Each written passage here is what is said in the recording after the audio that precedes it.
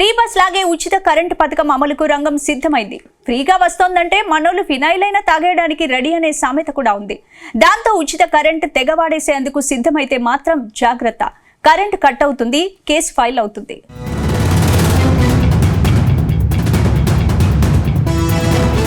Free current పథకంలో twist ఇచ్చేందుకు రేవంత్ రెడ్డి సర్కార్ సిద్ధమవుతోంది.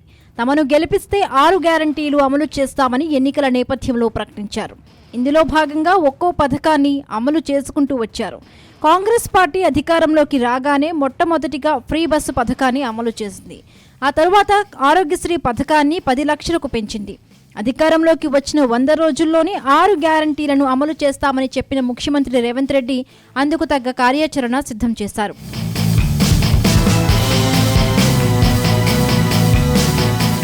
ఈ క్రమంలో ఎన్నికల్లో ఇచ్చిన హామీ మేరకు 200 యూనిట్ల ఉచిత విద్యుత్ పథకం అమలు చేసేందుకు సిద్ధమైంది.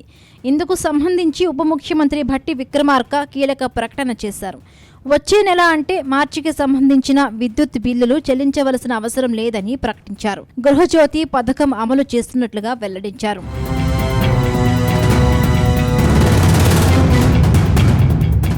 ఆరు గ్యారంటీలకు సంబంధించి ఇటీవల అభయహస్తంలో భాగంగా దరఖాస్తులను ప్రభుత్వం స్వీకరించింది.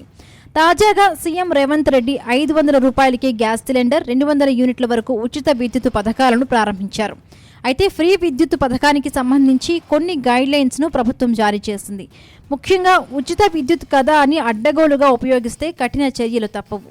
విద్యుత్ చట్టం 2003 ప్రకారం కమర్షియల్ అవసరాలకు విద్యుత్ను వాడుకుంటే కేసు నమోదు చేసి చర్యలు తీసుకోవాల్సి వస్తుందని హెచ్చరించారు.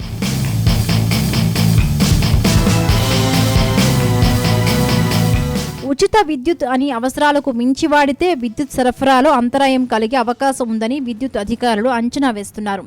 అంటే గతంలో కేవలం 100 యూనిట్ల వరకు ఉపయోగించిన వారు ఇప్పుడు దానికి మించి వాడితే విద్యుత్కు డిమాండ్ ఎక్కువ అవుతుంది. సరఫరాలో కొరత ఏర్పడనుంది. ఈ నేపథ్యంలో ట్రాన్స్ఫార్మర్ల సంఖ్యను కూడా పెంచాల్సి ఉంటుందని ఆలోచిస్తున్నారట యంత్రాంగం.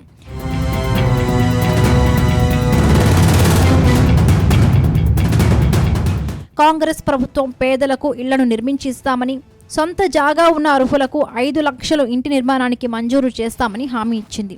ఈ క్రమంలో మొదట సొంత జాగా ఉన్న పేదలకు 5 లక్షలు కేటాయించనుంది.